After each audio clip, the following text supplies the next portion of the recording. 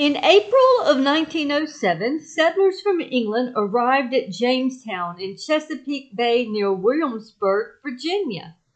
They moored their ships along the coast and chose to settle along the James River. Captain James Smith organized them into a common store that required all the crops and products to be pooled together for the good of the community. No private property or private goods was to be held among individuals, but for the good of the community. Essentially, they were experimenting with socialism. But the morale among the group fell short, as they did not like working for the good of others and not receiving personal benefit from their labor.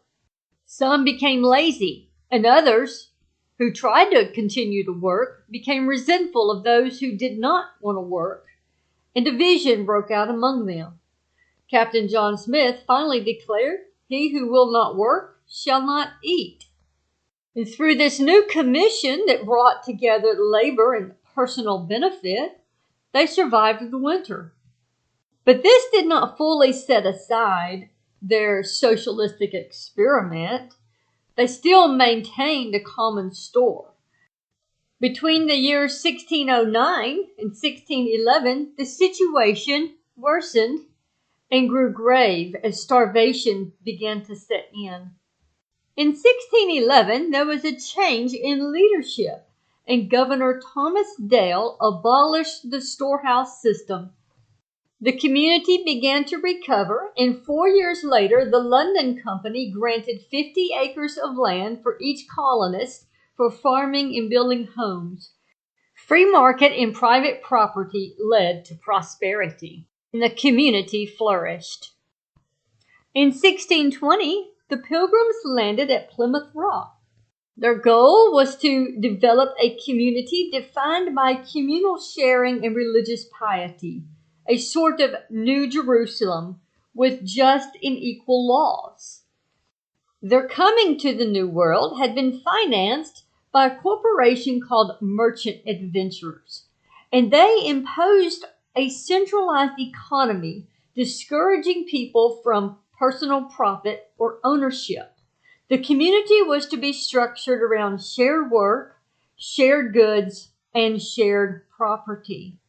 The leader of the community, William Bradford, gathered the people together and began to establish a work production that was community-driven, where all of the goods were shared among them.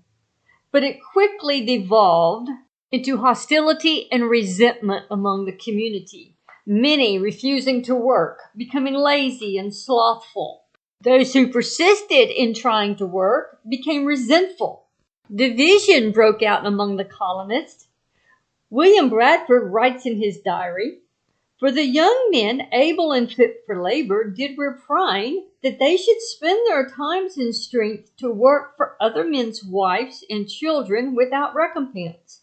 The stronger men of parts had no more division of food and clothes than he that was weak and not able to do a quarter the other could. This was thought injustice.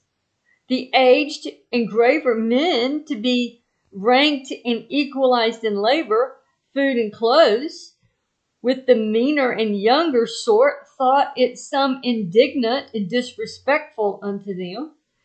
And for men's wives to be commanded to do service for other men, as dressing their meat, washing their clothes, they deemed it a kind of slavery, neither their husbands could balk at it."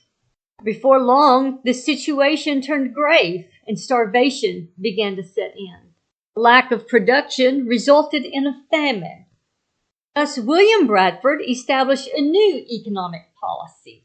He writes in his diary, "And so I assigned to every family a parcel of land according to the proportion of their number.